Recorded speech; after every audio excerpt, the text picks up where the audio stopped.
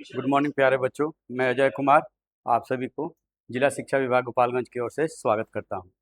जैसा कि हमने पिछले क्लास में नर्नेस समीकरण पढ़ा था, सेल का विद्युत वाहक बल पढ़ा था हमने, उसका फॉर्मूला बताया था, नर्नेस समीकरण बताया था, साम्य अवस्था बताया था और सेल का जो इलेक्ट्रोमोटिव फोर्स होता है उसके बारे में चर्चा किया था।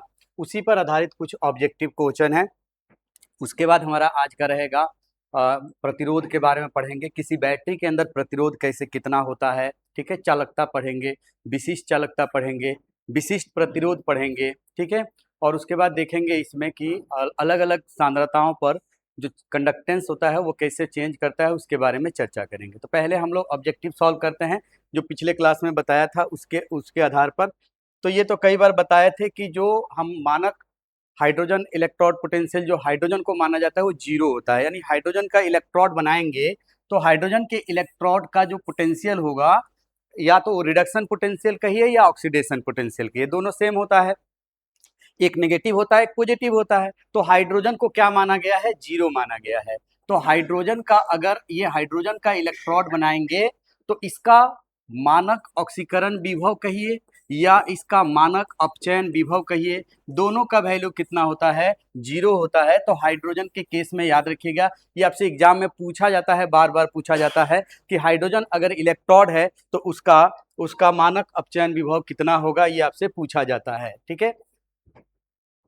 यदि किसी सेल का, अगला सवाल है, किसी सेल का विभव यानी विद्युत वाहक बल कह सकते हैं उसका धनात्मक हो तो अभिक्रिया कैसी होगी। पिछले क्लास में हम आपको गिब्स फ्री एनर्जी के बारे में बताए थे, गिब्स मुक्त ऊर्जा के बारे में बताए थे कि कोई भी सिस्टम जो होता है ना वर्क करता है। जैसे हम लोग वर्क करते हैं, हम काम करते हैं, मेरे काम करने का क्षमता कुछ और होगा, किसी और पर्सन का कुछ और होगा। तो जो किसी सिस्टम का जिसके बारे में चर्चा करें, वो आप हो सकते हैं, हम हो सकते हैं, आपके बगल वाले बच्चे हो सकते हैं। तो कोई भी व्यक्ति या कोई भी मशीन या कोई भी सिस्टम जितना अधिक से अधिक कार्य कर सकता है उसको बोला जाता है गिब्स फ्री एनर्जी। क्या बोलते हैं उसको? गिब्स मुक्त ऊर्जा के बारे में बोलते हैं। उसके बारे में इसको डेल्टा जी से सूचित करते हैं। तो मान लीजिए मेरे ऊपर क्षमता है कि मैं सुबह से शाम तक अगर 100 जूल वर्क कर सकता हूं। मैं वर्क कितना कर सकता हूं? 100 जूल वर्क कर सकता हूं। ये मेरी क्षमता हुई। मैक्सिमम हम कितना काम कर सकते हैं? 100 जूल कर सकते हैं। तो ये मेरा हो जाएगा गिब्स मुक्त ऊर्जा, जिसको कहा जाएगा गिब्स फ्री एनर्जी कहा जाएगा। किसी भी सिस्टम के द्वारा किया गया कोई भी कार्य जो ऑब्टेनेबल कार्य हो, जो किया जा सकता है, जो उपयोगिता होता हो, उस कार्य को कहा जाता है क्या? गिब्स फ्री एनर्जी, ठीक है ना। और ये वैल्यू अगर नेगेटिव होगा तो वो सिस्टम खुद से काम करेगा। अभी हम क्या कर रहे हैं? खुद से पढ़ा रहे हैं, कोई हमें फोर्स नहीं कर रहा है, मशीन नहीं लगा हुआ है, मेरे चारों तरफ कोई मशीन तो नहीं है। जो भी हम बातें कर रहे हैं, काम कर रहे हैं, अपने आप कर रहे हैं, स्वतः कर रहे हैं। स्वतः करने के लिए याद रखिएगा कि गिब्स फ्री एनर्जी का वैल्यू कैसा होना चाहिए? नेगेटिव होना चाहिए। और अगर ये वैल्यू पॉजिटिव हो जाए तो वो स्वतः नहीं होगा। जैसे मान लीजिए आप खेल रहे हैं, तो खुद से खेल रहे हैं, कोई बोला नहीं, आप खुद खेल रहे हैं। तब तक क्लास में टीचर आ गए और आके वो बाय फोर्स, वो जबरदस्ती आपको बोले किताब निकालो, जल्दी से पढ़ो, इसको सुनाओ, ये याद करो, तो ये बाय फोर्स हो रहा है। उस स्थिति में आपके द्वारा किया गया कार्य क्या होगा? पॉजिटिव होगा। हम क्या बोल रहे हैं, ध्यान से सुनिएगा कि ये दो तरह का होता है। कभी कभी जीरो भी होता है, वो भी हमने आपको बताया था। गिब्स मुक्त ऊर्जा पॉजिटिव हो सकता है, नेगेटिव हो सकता है या जीरो भी हो सकता है। नेगेटिव कहने का मतलब क्या हुआ? किसी भी सिस्टम का अगर Gibbs free energy zero negative है तो वो सिस्टम खुद से काम करेगा, बस इतना था। और अगर पॉजिटिव है तो वो स्वतः नहीं होगा। क्या नहीं होगा? स्वतः नहीं होगा। तो उसी आधार पर हमने ई सेल का भी वैल्यू बताया था कि अगर ई सेल का वैल्यू पॉजिटिव हो, ई सेल मतलब किसी सेल का विद्युत वाहक बल क्या होगा? नेगेटिव होगा। और किसी सेल का विद्युत वाहक बल क्या होगा? जीरो होगा। अगर सेल का विद्युत वाहक बल अगर पॉजिटिव हो और डेल्टा जी क्या हो? नेगेटिव हो, तो इस अवस्था को कहा जाता है क्या? स्वतः कहते हैं। क्या कहते हैं? स्वतः। किसी भी बैटरी का जो हम वोल्टेज बोलते हैं 12 वोल्ट, 6 वोल्ट, ये अगर पॉजिटिव में रहेगा तो वो बैटरी खुद से खुद करंट फ्लो कराएगा और इसको कहते हैं स्पॉन्टेनियस या स्वतः कहते हैं।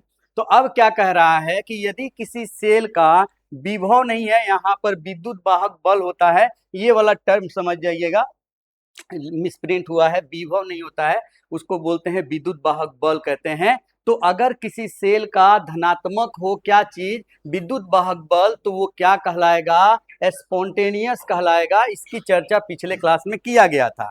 और स्वतः नहीं होगा तो कब नहीं होगा स्वतः, तो ये जो ई सेल लिखा जाता है ये क्या होना चाहिए, नेगेटिव। ध्यान से सुनिए क्या बता रहे हैं। अगर बैटरी का ई सेल अगर पॉजिटिव तो बैटरी खुद से काम करेगा, वायर जोड़ देंगे, बल्ब जोड़ेंगे, बल्ब जलेगा। और अगर वो नेगेटिव होगा तो आप किसी बैटरी को वायर से जोड़ के बल्ब को जोड़ेंगे तो बल्ब नहीं जलेगा, खुद से नहीं जलेगा, उसको चार्ज पहले करना पड़ेगा। और एक डेड सेल होता था, उसके बारे में हमने बताया था, ई सेल कितना होता है, 0। तो तीन बातें यहां बताया। किसी भी बैटरी का वोल्टेज जो आप लिखते हैं वो तीन तरीका से लिखा जा सकता है। पॉजिटिव तो बैटरी खुद से काम करेगा, नेगेटिव तो खुद से काम नहीं करेगा, जबरदस्ती कराना पड़ेगा, मतलब पहले चार्ज करना पड़ेगा।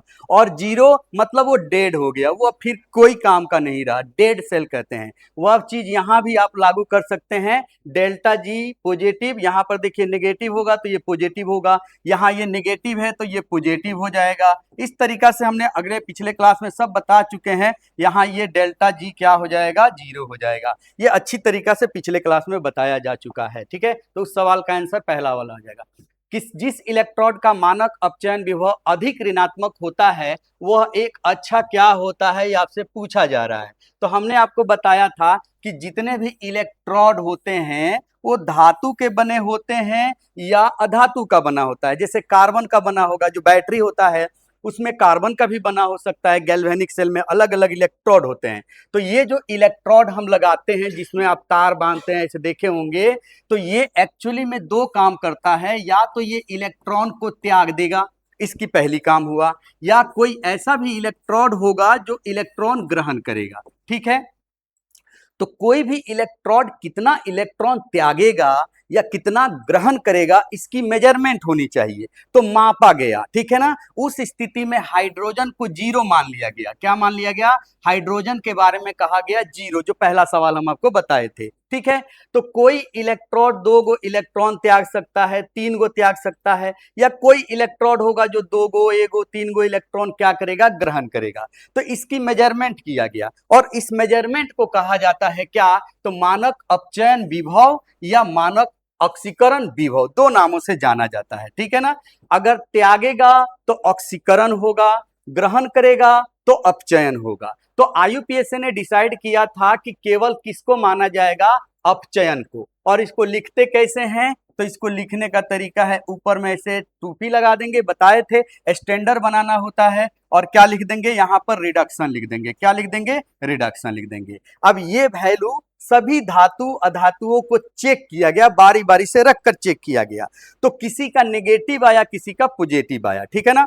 जो नेगेटिव आया था वो लिथियम का था, सबसे नेगेटिव आया था 3.04 करके आया था। और जो पॉजिटिव वैल्यू आया था वो सबसे ज्यादा आया था, फ्लोरीन का आया था, प्लस में 2.4 करके ऐसे वोल्ट करके कुछ आया था, वो एग्जैक्ट याद नहीं है, ऐसे ही था, ठीक है ना। तो नेगेटिव से पॉजिटिव था। अब आपसे पूछ रहा है कि यदि मानक अपचयन विभव बहुत ऋणात्मक हो तो वो किस काम में आएगा, तो हमने बताया था अगर नेगेटिव में रहेगा तो उसको रिड्यूसिंग एजेंट कहते हैं। और दुनिया का सबसे स्ट्रॉन्गेस्ट रिड्यूसिंग एजेंट कौन था, लिथियम था, ये पिछले क्लास में बताए थे।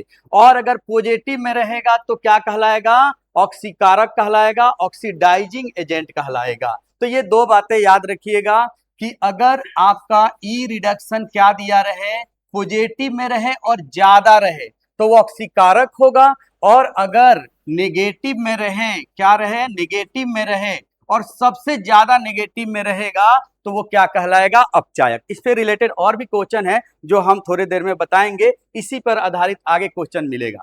देखिए अभी थोड़ा देर पहले हमने चर्चा किया था कि जब एक गैल्वेनिक सेल साम्य अवस्था को इक्विलिब्रियम कहते हैं, और इसको इसको एक और बात कहते हैं, डेड सेल कहते हैं। हमने बताया था अभी थोड़ा देर पहले चर्चा किया था, तो डेड सेल कहते हैं। डेड सेल की स्थिति में ये कितना होता है, तो 0 होता है। एक बार और अच्छे से बता देते हैं, देखिए बैटरी का ईएमएफ जब लिखते हैं इस तरीका से, तो ये हो सकता है पॉजिटिव लिखा जाएगा, या ये हो सकता है नेगेटिव लिखा जाएगा, या ये हो सकता है क्या लिखा जाएगा, 0। यही तीन पॉसिबल चांसेस है कि लिखा जाएगा। Negative positive zero. तो अगर पॉजिटिव लिखते हैं ना तो उस बैटरी को कहा जाएगा स्पॉन्टेनियस, स्वतः तार जोड़ेंगे बल्ब जलना चालू करेगा, खुद से खुद जलेगा, ठीक है ना। और नेगेटिव का मतलब होता है कि वो खुद काम नहीं करेगा, बोलेगा ना ना हम तो थक गए, पहले हमको खाना खिलाइए तब हम काम करेंगे। ऐसे होता है ना, अक्सर आपके घर में कोई काम करने आते हैं तो बोलते हैं ना ना पहले चाय पिलाइए, बिस्कुट खिलाइए, थक गए हैं।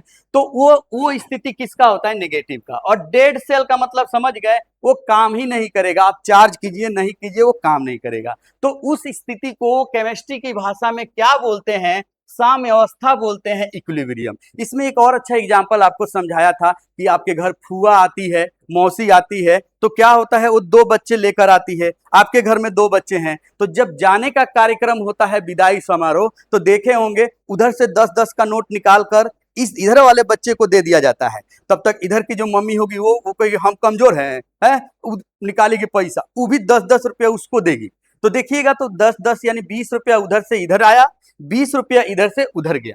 लेन देन कितना हुआ? जीरो। लेन देन बराबर, वो 20 रुपया इधर दिए थे, 20 रुपया उनके बच्चे को प्राप्त हो गया। फायदा किसको हो गया? बच्चे का। तो लेन देन बराबर हो तो उसे क्या कहा जाता है? साम्यावस्था, है ना। उसी को कहा जाता है साम्यावस्था, जो 11th में पढ़े होंगे, इक्विलिब्रियम कहते हैं। और इसको बैटरी के केस में डेड सेल कहा जाता है, और उस स्थिति में क्या हो जाएगा? ये डेड सेल कहलाएगा। यही था, आपका पिछले क्लास में भी बताया गया था।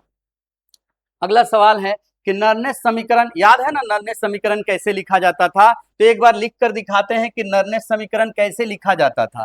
तो नर्नेस समीकरण लिखने का ये फॉर्मूला था, बोले थे याद कर लीजिएगा, आपको इससे न्यूमेरिकल पूछा जाता है, ठीक है। यहाँ पर होता है R T divided by N F, और यहाँ पर एल एन हुआ करता था, और यहाँ पर कंसंट्रेशन लिखते थे पहले किसका? एनोड का। थोड़ा ज्यादा छोटा लिख रहे हैं लगता है ना, दिख नहीं रहा होगा आपको, ठीक है, बड़ा सा लिखते हैं। देखिए ऐसे लिखा जाता था, ई सेल इक्वल टू होता है, ये पहले भी लिखा जा चुका है, पिछले क्लास में जाकर देखिएगा। तो ये आर टी हुआ था, यहाँ पर एन एफ हुआ था, और यहाँ पर लॉग लिखा गया था, लॉग समझाए थे, और यहाँ सांद्रता लिखा जाता था। क्या लिखा जाता था? सांद्रता, ऐसे लिखा जाता था।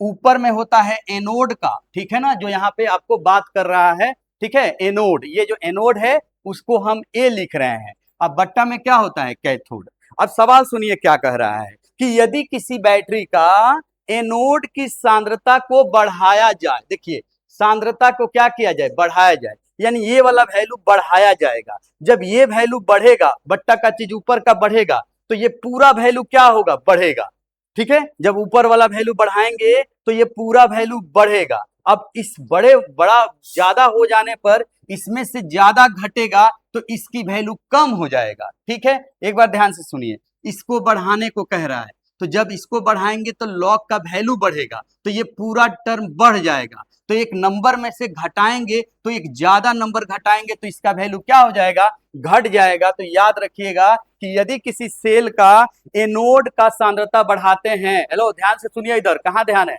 इधर देखिए, जब हम एनोड की सांद्रता को बढ़ाते हैं तो उसका ई सेल पर क्या प्रभाव पड़ता है? तो घट जाता है। कहिएगा क्या हो जाता है? घट जाता है। अभी थोड़ा देर पहले हमने एक बताया था कि इस पे सवाल आएगा, वही सवाल आ गया, ध्यान से देखिए। और इस पर ये पूछा जाता है बार बार आपके एग्जाम में, इसको देखते हैं कि कैसे ये पूछा जाता है, ठीक है ना। आपसे दिया हुआ है, किसी बैटरी के बारे में कह रहा है कि ये रिडक्शन दिया है, ये ए नाम दिया है, ठीक है ना, ये ए है, और इसका अपचयन विभव कितना दिया है? तो प्लस 0.5 वोल्ट दिया है। दूसरा एक और दिया है, ये रिडक्शन वैल्यू दिया है, इसका नाम बी है, और इस बी का वैल्यू कितना दिया है? तो माइनस में दिया है कितना? 3.040 वोल्ट है। और तीसरा एक और है, ई रिडक्शन दिया है, ये नाम सी है, और इस सी का वैल्यू दिया है कितना? माइनस 1.25 वोल्ट, इतना दिया है। और पूछ रहा है कि सबसे अच्छा रिड्यूसिंग एजेंट कौन होगा, अपचायक क्षमता सबसे ज्यादा किसका होगा। तो अगर ये याद नहीं है तो हम स्लाइड पीछे करके दिखाते हैं। अभी 2-3 सवाल पहले हम आपको बताए थे कि जो नेगेटिव में वैल्यू जो बड़ा रहेगा, यानी नेगेटिव में सबसे कम वैल्यू कहिए, वही सबसे ज्यादा क्या होगा? अपचायक होगा। तो इसमें अगर वैल्यू देखिएगा तो सबसे कम वैल्यू किसका दिख रहा है? तो ये ए ना बी नंबर का दिख रहा है, तो ये बी नंबर हो जाएगा सबसे अच्छा अपचायक। उसके बाद कौन होगा? तो इससे कम और थोड़ा ज्यादा ये है, तो अब हो जाएगा कौन सा, सी हो जाएगा। उसके बाद क्या हो जाएगा, ए। इस सवाल का आंसर कौन हो जाएगा, तो बी सी ए हो जाएगा। ऑप्शन नंबर कौन सा हो जाएगा, बी हो जाएगा। ठीक है, ये हमेशा अपचायक ही पूछता है, और ऑक्सीकारक का जब भी पूछता है अभी तक का देखा गया है तो फ्लोरीन होगा, ब्रोमीन होगा, आयोडीन होगा और क्लोरीन होगा। वो चार ऑप्शन दे के तब पूछता है ऑक्सीडाइजिंग एजेंट सबसे स्ट्रॉन्ग कौन होता है, इस पर बताया जा चुका है। किसी इलेक्ट्रोड का विभव, पोटेंशियल यानी इलेक्ट्रोड पोटेंशियल, इनमें से किन बातों पर निर्भर नहीं करता है, नहीं करता है कह रहा है, किन बातों पर निर्भर नहीं करता है। ठीक है ना, तो क्या क्या बातें हैं, धातु की प्रकृति के ऊपर बिल्कुल निर्भर करता है। धातु इलेक्ट्रॉन त्यागेगा कि नहीं त्यागेगा, ये इस बात पर निर्भर करता है कि वो धातु किस तरह का है। जैसे सोडियम का एटॉमिक नंबर 11 होता है, तो ये चाहता है हमेशा, इसकी आखिरी इच्छा होती है कि मेरे में से एक इलेक्ट्रॉन हटा लीजिए, तो ये चाहता है कि ये अपने में से क्या करेगा, एक इलेक्ट्रॉन हटा देगा। ठीक है, अब बात करते हैं फ्लोरीन का, इसका एटॉमिक नंबर 9 होता है, तो ये चाहता है कि हमें एक इलेक्ट्रॉन कोई दे दे ताकि हम नियोन बन जाएं, तो इसमें एक इलेक्ट्रॉन जोड़ने की खूबी होती है और ये फ्लोरीन माइनस बनता है। तो यहां पर जो बात लिखा गया है धातु की प्रकृति पर, तो ये सही बात है, कोई धातु एक इलेक्ट्रॉन त्यागता है, कोई इलेक्ट्रॉन दो त्यागता है, कोई ग्रहण करता है, ये तो उसके प्रकृति पर निर्भर करता है, तो इस पर तो निर्भर करता ही है। विलयन में आयनों की सांद्रता पर, बिल्कुल इस पर भी करता है। तापमान पर, इस पर भी करता है, ताप कम रहेगा ज्यादा रहेगा, इलेक्ट्रॉन त्यागने की क्षमता क्या होती है, अलग अलग होती है। किस पर निर्भर नहीं करता है, तो इलेक्ट्रोड के आकार और मोटाई पर नहीं करता है।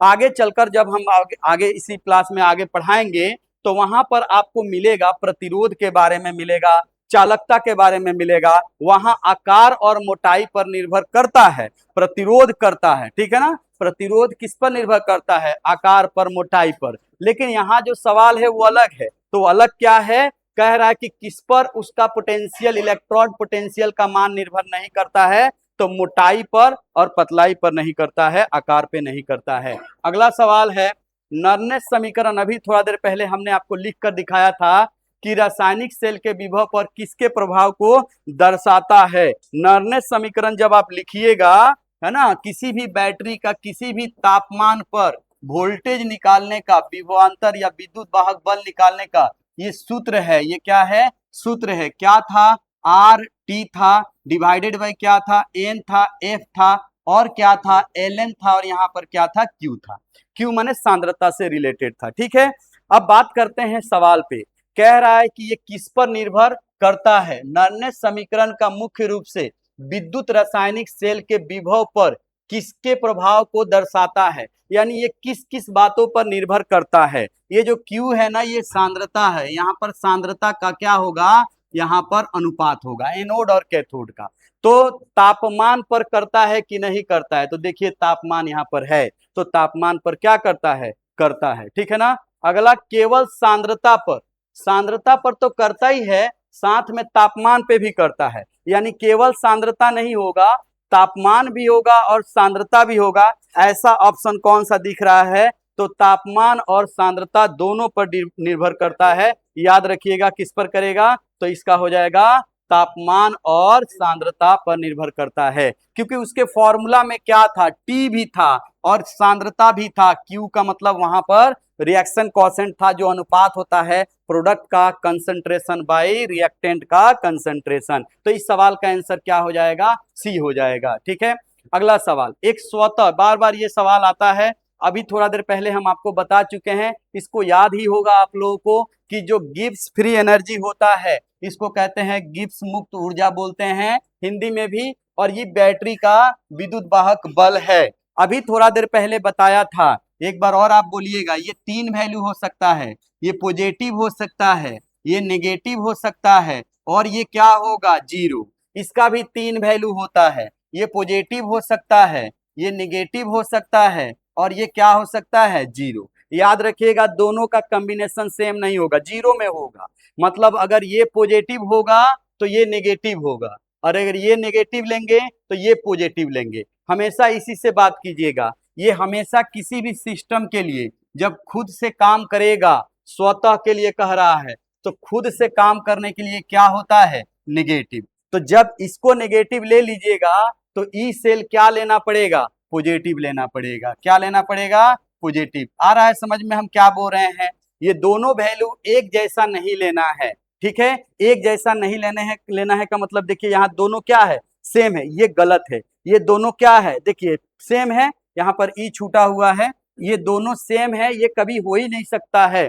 या तो ये ऑप्शन होगा या तो ये होगा। तो स्वतः के लिए कोई भी बैटरी खुद से काम करेगा, उसके लिए उसका गिब्स मुक्त ऊर्जा क्या होना चाहिए, नेगेटिव होना चाहिए। तो नेगेटिव ये होना चाहिए, ये पॉजिटिव होना चाहिए। इस सवाल का आंसर कितना हो जाएगा, ये हो जाएगा। इसी को कभी कभी इधर उधर घुमा के आपसे सवाल पूछते रहता है, इसको ध्यान से इसको समझ लीजिएगा। अगला सवाल कह रहा है, एक गैल्वेनिक सेल के लिए निम्न में से कौन सा एक कथन असत्य है। असत्य है। गैल्वेनिक सेल याद है ना सभी को। गैल्वेनिक सेल क्या है बाबू, कहिएगा। एक युक्ति है जो रासायनिक ऊर्जा को किस में बदलता है, विद्युत ऊर्जा में बदलता था। इस तरीका से हम जल्दी जल्दी में बनाना सिखाए थे। दो इलेक्ट्रोड होता है, बीच में लवण सेतु होता है, यही है गैल्वेनिक सेल। इसके अंदर कोई विलयन रहता है, इसके अंदर कोई विलयन रहता है। जैसे यहाँ तार जोड़ेंगे तो बल्ब जलना शुरू होगा। ये बैटरी का हम मोटा मोटी एकदम रफ एग्जाम्पल बताएं। देखिए कह रहा है कि कौन सा असत्य है। तो इसमें क्या क्या बातें हुआ करता था, याद होगा।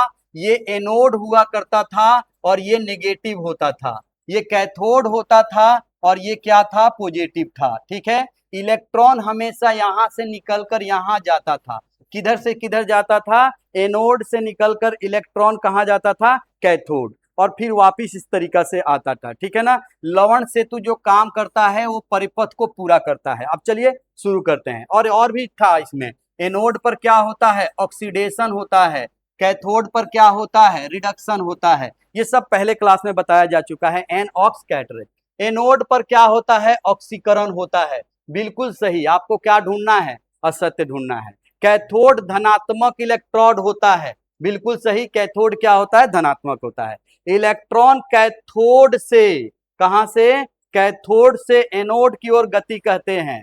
इलेक्ट्रॉन कहां से चलते हैं, गैल्वेनिक सेल में एनोड से निकलकर कहां जाते हैं, कैथोड की ओर। और जो विद्युत धारा है वो कैथोड से कहां आता है, एनोड की ओर आता है। ये गलत लग रहा है, क्योंकि जो इलेक्ट्रॉन है वो कैथोड से नहीं चलता है, वो एनोड से चलकर कैथोड की ओर जाता है। लवण सेतु परिपथ को पूरा करता है, ये भी बिल्कुल सही है। अब आपसे पूछा क्या था, पूछा था कि इनमें से कौन सा एक असत्य है। तो कौन सा असत्य हो जाएगा, ये सी नंबर असत्य हो जाएगा, ठीक है।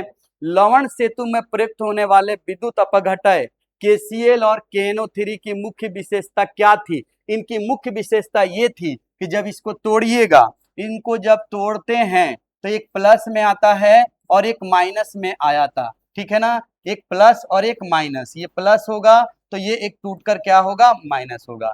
और इनकी एक खास बात है, लवण सेतु के अंदर जो विलयन भरा जाता है उसका क्या होता था, आयनिक गतिशीलता जो होता है वो लगभग समान होता है। दोनों आयनों की मोबिलिटी, वेग लगभग क्या होती है, समान होना चाहिए। जब लवण सेतु में विलयन भरेंगे KCl का तो ये टूटेगा K प्लस और Cl माइनस के रूप में। तो जो K प्लस की जो वेग होगी, वेलोसिटी होगी, वही किसका होगा, Cl माइनस का। वही कह रहा है दोनों आयनों की गतिशीलता क्या होना चाहिए, लगभग सेम होना चाहिए। इस सवाल का आंसर, ये तो आपको थ्योरी में ही बताया जा चुका था, ठीक है। निम्नलिखित में से कौन सा प्रबल अक्ष, ये बताए थे अभी थोड़ा देर पहले। ये हमेशा इस तरीका से पूछा जाता है, याद रखिएगा। इसका क्रम क्या हो जाएगा, ये होगा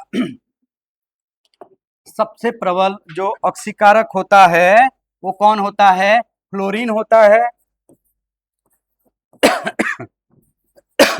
ये क्रम याद रखिएगा, ये हमेशा पूछा जाता है। सबसे दुनिया में सबसे प्रबल अक्षीकारक कौन होता है, तो सबसे प्रबल अक्षीकारक जो होता है वो होता है फ्लोरीन होता है।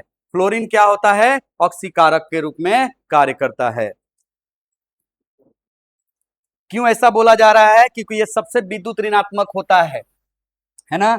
दुनिया का सबसे बेईमान एटम में ये गिनाता है, ठीक है। कई बार बताए होंगे, ये सबसे विद्युत ऋणात्मक होता है कि कभी भी कभी भी इलेक्ट्रॉन नहीं त्यागता है तो ये इलेक्ट्रॉन ग्रहण करता है, हमेशा इलेक्ट्रॉन ग्रहण करता है। इलेक्ट्रॉन ग्रहण करने में इन सभी में सबसे माहिर कौन है?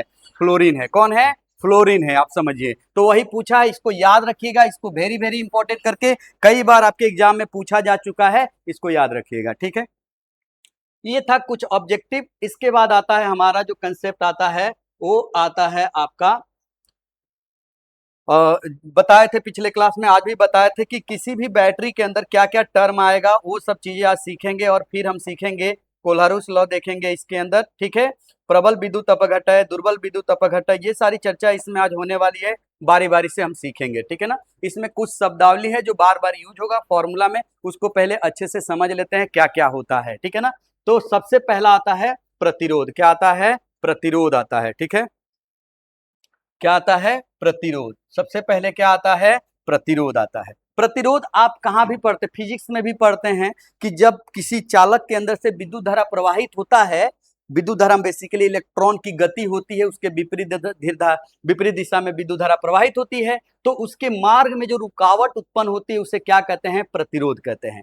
हम आपको प्रतिरोध नहीं बता रहे हैं चालकता या चलकता या विशिष्ट प्रतिरोध, इसकी बस छोटी सी झलक दे रही है। सारा टर्म आप कहाँ पढ़ते हैं? फिजिक्स में पढ़ते हैं। लेकिन यहाँ पर क्या है, यहाँ पर फॉर्मूला में हम क्या करेंगे? यूज करेंगे, इसीलिए थोड़ा थोड़ा जानकारी आपको ले लेना चाहिए, ठीक है ना। क्या क्या होता है देखिएगा। तो प्रतिरोध क्या है? तो यह किसी विद्युत परिपथ में क्या होता है कि रोकने का, विद्युत प्रवाह का विरोध करता है, वही गुण को क्या कहलाता है? प्रतिरोध कहलाता है। अलग अलग पदार्थों का अलग अलग रोकने का गुण होता है। मान लीजिए प्लास्टिक है, इसके अंदर से जब विद्युत धारा जाएगा, हेलो, इसके अंदर से जब जाना चाहेगा तो बोलेगा हेलो भाई साहब जाएं, तो बोलेगा ना, बिल्कुल ना, तो इसके अंदर से विद्युत धारा प्रवाहित नहीं होगा। इसका मतलब इसमें प्रतिरोध क्या होगा? ज्यादा होगा, सबसे ज्यादा होगा। तो इसके अंदर से विद्युत धारा प्रवाहित नहीं होगा, ऐसे आप समझिए, ठीक है। सबसे कम प्रतिरोध जो होता है वो आपको कई बार बताए होंगे, सबसे अच्छा जो चालक होता है वो गोल्ड होता है, यानी सोना होता है। उसके बाद आता है चांदी, उसके बाद आता है तांबा आता है,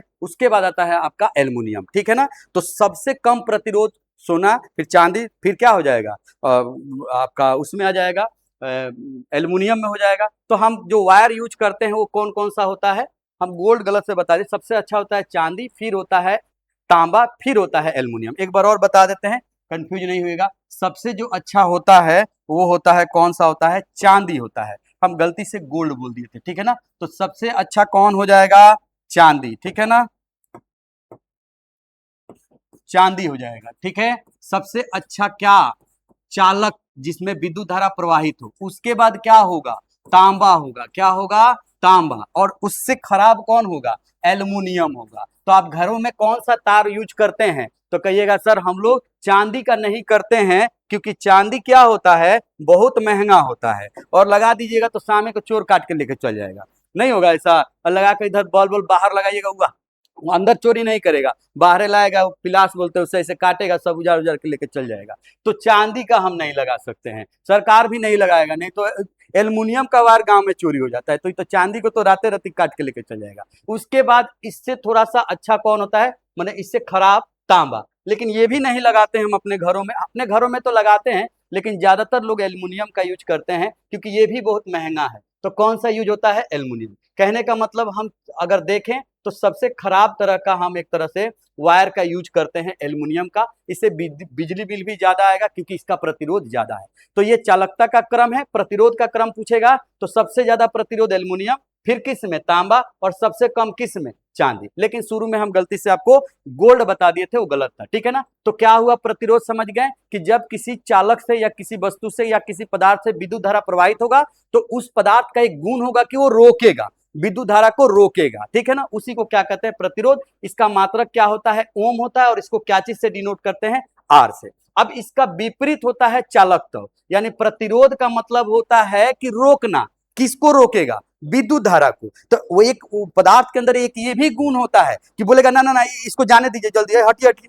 प्रतिरोध को बोलेगा हटिए हटिए, साइड होइए, आने दीजिए आने दीजिए, आइए भाई करंट, आइए आइए जल्दी आइए। इसको बोलते हैं क्या? चालकत्व। यानी प्रतिरोध के व्युत्क्रम को क्या बोलते हैं? चालकत्व बोलते हैं, ठीक है ना। व्युत्क्रम के, प्रतिरोध के व्युत्क्रम का, यानी प्रतिरोध माने रोकना, तो इसका उल्टा क्या होना? जाने देना। तो जाने देने को क्या बोलते हैं? चालकता। ये भी किसी पदार्थ का ही गुण है, ठीक है ना। तो अगर आपका प्रतिरोध पूछा जाए सबसे ज्यादा एल्युमिनियम में, चालकता पूछा जाए तो किसका हो जाएगा? चांदी का। अब इसी के साथ ये आता है और इसके साथ ये आता है, विशिष्ट लगा दिया जाएगा। क्या लगा दिएगा? विशिष्ट लगा दिया जाएगा, ठीक है ना। तो इसको बोलते हैं विशिष्ट प्रतिरोध, या इसी को एक और नाम प्रतिरोधकता रखा गया है।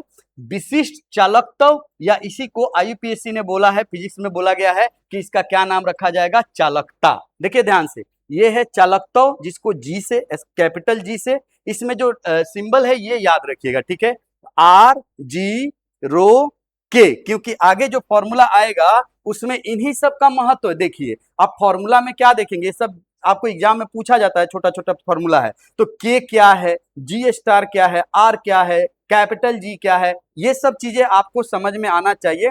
परिभाषा तो नहीं पूछा जाएगा यहाँ पर, क्योंकि ये फिजिक्स का टर्म है, ठीक है ना। मात्रक भी थोड़ा ध्यान रखेंगे, ठीक है ना।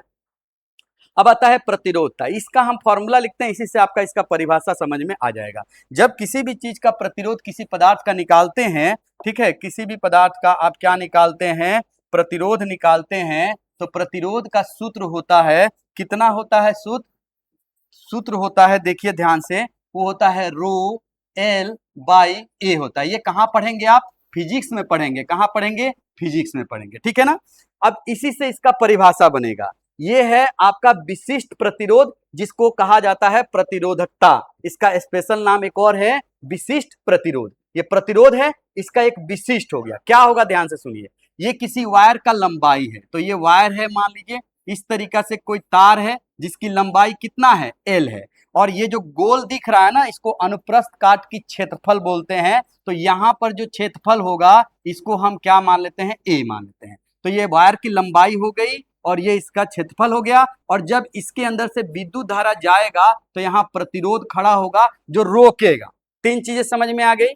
तो प्रतिरोध के बारे में हमने बता दिया, लंबाई, क्षेत्रफल। अब आते हैं इसके बारे में। जब प्रतिरोध का फॉर्मूला ये होता है तो इसका वैल्यू हम 1 रख लेते हैं, 1 यानी एकांक लंबाई, और ये भी 1 कर देते हैं तो 1 क्षेत्रफल हो जाएगा। कितना हो जाएगा? क्षेत्रफल कितना हो जाएगा? 1 हो जाएगा, ठीक है। देखिए ये अलग पेज में आपको समझाते हैं क्या हम बोल रहे थे। तो मान लीजिए कि ये R बराबर हो जाता है कितना? ρL क्या हो जाएगा? ρL/, क्या हो जाएगा? A हो जाएगा। देखिए ध्यान से, ये आपका प्रतिरोध का फॉर्मूला हुआ। अब अगर हम लंबाई को क्या मान ले? 1 मीटर मान ले। क्षेत्रफल को क्या मान ले? 1 मीटर स्क्वायर मान ले। क्षेत्रफल का मात्रक मीटर स्क्वायर होता है, ठीक है ना। तो क्या बचेगा? R बराबर बच जाएगा इसके जगह पर आपने 1 लिखा है, इसके जगह पर आपने 1 लिखा है, ये मीटर है, ये मीटर स्क्वायर है, और इसका मात्रक आप थोड़ा देर पहले बताए थे ओम था, ठीक है ना। ये देखते हैं, ये मीटर से 1 मीटर कट जाएगा, बट्टा में 1 मीटर बच जाएगा, 1/1 तो हटा देंगे, कोई फर्क नहीं पड़ेगा। तो R बराबर बच जाएगा कितना? और यहाँ 1 मीटर था जो बट्टा में है, इधर आकर क्या होगा? गुना होगा। तो यहाँ हो जाएगा ओम इंटू क्या हो जाएगा? मीटर हो जाएगा। अब देखिए इसी को बोलते हैं विशिष्ट प्रतिरोध। क्या बोलते हैं? विशिष्ट प्रतिरोध। अब परिभाषा पढ़िएगा तो समझ में आएगा। क्या है परिभाषा? कि यदि किसी वायर का, किसी पदार्थ का अगर लंबाई कितना हो? 1 मीटर हो, और क्षेत्रफल कितना हो? 1 मीटर स्क्वायर हो। 1 मीटर ना कह के हम एकांक बोलते हैं। क्या बोलते हैं? एकांक। एकांक लंबाई, एकांक क्षेत्रफल, एकांक आयतन, ये बोलने का तरीका है। क्यों? क्योंकि ये मात्रक आप क्या लेंगे ये डिसाइड नहीं है। आप मीटर ले सकते हैं, सेंटीमीटर ले सकते हैं, कुछ भी ले सकते हैं, इसीलिए हम एकांक बोलते हैं। तो किसी चालक का एकांक लंबाई और एकांक क्षेत्रफल में जो प्रतिरोध होता है उसी को क्या कहते हैं? विशिष्ट प्रतिरोध। देखिए ये प्रतिरोध है, ये किसके बराबर आ गया? रो के बराबर। विशिष्ट प्रतिरोध ये कब इसके बराबर आया? जब आप लंबाई कितना लिए? 1, और उसका क्षेत्रफल कितने लिए? एकांक लिए, एक एक करके लिए। तो वही बोल दिया जाता है परिभाषा में। अब आप परिभाषा पढ़िएगा तो समझ में आएगा कि यदि किसी पदार्थ के एकांक लंबाई और एकांक अनुप्रस्थ का के क्षेत्रफल का प्रतिरोध है, ये जो प्रतिरोधकता जिसको बोलते हैं या विशिष्ट प्रतिरोध बोलते हैं, ये क्या है? ये प्रतिरोध है। लेकिन याद रखिएगा वो कितने लंबाई वाले तार का? 1 मीटर होगा, 1 सेंटीमीटर, यानी 1 एकांक लंबाई हो और क्षेत्रफल कितना हो? एकांक हो, और तब जो प्रतिरोध होगा उसको हम बोलेंगे विशिष्ट प्रतिरोध बोलेंगे। अब इसी का व्युत्क्रम को हम क्या बोलेंगे? विशिष्ट चालकत्व कहेंगे। जिस तरीका से प्रतिरोध के उल्टा को हम चालकत्व कहते हैं, उसी तरीका से प्रतिरोधकता का उल्टा हो जाएगा चालकता। प्रतिरोधकता का उल्टा चालकता, ये नाम याद नहीं रखना है, ये हटा दिया गया है, ठीक है ना। चालकता कहते हैं, के से कापा से डिनोट करते हैं इसको। खैर अब बात करते हैं, यह प्रतिरोधकता का क्या है, व्युत्क्रम है। जैसे प्रतिरोध के उल्टा को हम चालकता कहते हैं, तो उसी तरीका से प्रतिरोधकता के उल्टा को हम क्या कहेंगे, चालकता। ये एकांक क्षेत्रफल का प्रतिरोध है, तो ये एकांक क्षेत्रफल और एकांक लंबाई की चालकता का ये क्या है, चालकता कहलाएगा, ठीक है। इसका मात्रक अभी अभी हमने बताया था, इसका मात्रक क्या था, तो इसका मात्रक आपका था, देखिए यहाँ पर ओम इंटू मीटर। तो प्रतिरोधकता का मात्रक आ गया ओम इंटू क्या था, मीटर। ये एसआई में हो गया। सीजीएस में लिखिएगा तो ये तो नहीं बदलेगा, लेकिन ये बदल कर क्या हो जाएगा, सेंटीमीटर। ये किसका मात्रक हो गया, तो ये कहिएगा ये मात्रक है किसका, ये प्रतिरोधकता का। अब इसका उल्टा करते हैं, क्या करते हैं, उल्टा। तो 1/रो करेंगे, यानी इसको कहते हैं, क्या कहते हैं, विशिष्ट प्रतिरोध या प्रतिरोधकता। इसी को हम क्या कहेंगे, कापा। इसको क्या कहेंगे, कापा। अब इसकी मात्रक लिखते हैं, तो इसकी मात्रक हो जाएगा, अभी अभी हमने लिखा था ओम इंटू क्या लिखा था, मीटर, या ओम इंटू सेंटीमीटर। तो पहले मीटर से फरिया लेते हैं। जब ये दोनों ऊपर जाएगा तो इसको लिख सकते हैं ओम के पावर में -1, और क्या लिखेंगे, मीटर के पावर। ओम कैसे लिखा जाता है, ऐसे लिखा जाता है ओम। ओम आजकल तो दौड़ चल रहा है, ओम ओम, है ना। ओम बोलिए, बोलने से क्या होता है, बहुत अच्छा अच्छा वाइब्स आता है। ओम ओम ओम बोलेंगे। अब इसका उल्टा पढ़ेंगे तो इधर से चलिए, इधर क्या हो जाएगा, मोहो। क्या हो जाएगा, देखिए तो मोहो। ओम का उल्टा क्या होगा, मोहो। ये उल्टा है, तो इसका मात्रक इसके जगह पर क्या लिखा जाता है, मोहो लिखा जाता है, ठीक है। मीटर के पावर -1, या इसी को सीमेंस कहते हैं, या इसको एस लिखते हैं और -1 लिखते हैं, ठीक है, इस तरीका से। तो ये किसका मात्रक हमने बताया, कापा का मात्रक बताया, जो कि यहाँ पर लिखा हुआ है, वो सारी चीजें हम समझा दिए, ठीक है ना। इसका मात्रक कई गो हो सकता है, ओम इनवर्स हो सकता है ना, मोहो हो सकता है, या एस सेंटीमीटर के पावर -1। हालांकि ये एसआई में नहीं लिया गया है, सेंटीमीटर को मीटर में लेंगे तो एसआई हो जाएगा। तो ये चार चीजें था जो कि हमने क्या बताया, आपको समझाया किस तरीका से। एक बार इसको क्या कर लेंगे अच्छे से, इसका जो फॉर्मूला है वो क्या कर लेंगे, लिख लेंगे, ठीक है ना। फॉर्मूला को क्या लिखेंगे, लिख लीजिएगा, ताकि आगे जो फॉर्मूला बताएंगे उसमें कंफ्यूजन नहीं हो, है ना।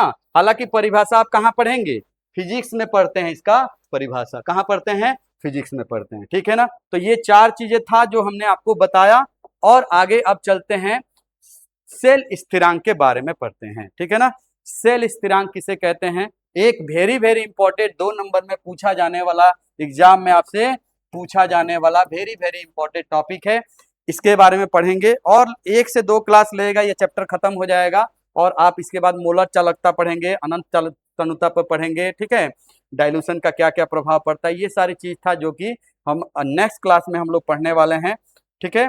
क्या करेंगे आप लोग, जो भी आपको पढ़ाया जाता है इसको एक कॉपी में, बताए थे बहुत पहले से कि आप नोट बनाएंगे, उसका अच्छे से लिखेंगे, जो भी डाउट हो उसको घेरेंगे, ठीक है। जो फॉर्मूला है उसको एक जगह कहीं और लिखेंगे, याद करेंगे। देखिए इसका दूसरा विकल्प नहीं है, पढ़ाई का दूसरा कोई विकल्प नहीं है।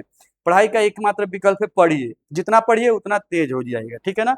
और जो भी डाउट हो आप उसको कमेंट कीजिए, ठीक है।